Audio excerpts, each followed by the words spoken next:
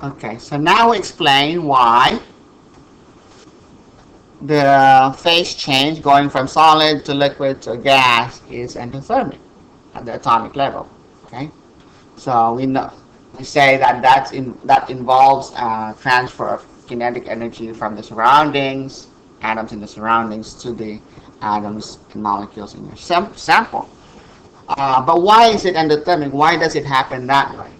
Well, the reason is you know that particles, your atoms, the ions and molecules in your sample, they have attractive forces, okay, among them that could restrict their motion and would keep them from spreading out. Attractions keeps things together, right? Repulsion pulls things apart. So they have attractive forces that are keeping them together, prevents them, tries to keep them from spreading out. But what happens when you heat? When energy goes into your sample, okay, your particles will gain kinetic energy. Okay, and the way it's done is by random collisions with the more energetic particles in your hotter surroundings. So you have to put it in hotter surroundings in order for the sample to gain energy, right? So that allows the molecules or the atoms to overcome the attractive forces and spread out. Okay. Now, one thing to note is that intermolecular forces, the attractive forces that are holding molecules together, are weaker than the attractive forces that are holding the atoms within a molecule. So the first thing that would happen is the molecules would still spread out first. Usually it takes a much higher temperature to get the atoms within a molecule to separate. Okay, so more energy would be required if you want to break up molecules into atoms. So one of the first things that typically would happen if you were to change something, let's say from a liquid to a gas, is the molecules would spread out if it's made up of molecules.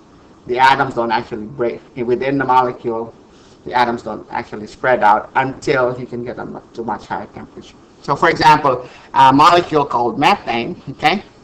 If you have two methane molecules, this is a methane molecule right here, carbon with 4 hydrogens, okay, and you have another neighboring methane molecule here.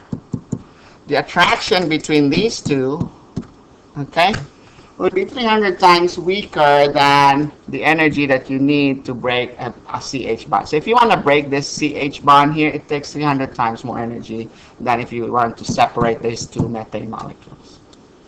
Okay, so given that information, which one do you think best represents what happens when you vaporize, let's say, liquid nitrogen? You can see this is N2, and I'm showing here pairs of atoms, pairs of spheres to represent N2. B, okay. This is what happens. This could happen, but this would have to require a much higher temperature. Okay, in fact, if you heat it even more, okay, then it's possible they can gain enough energy for the electrons to separate from the nuclei. You get ions. And you get what's called plasma. That's a fourth state of matter.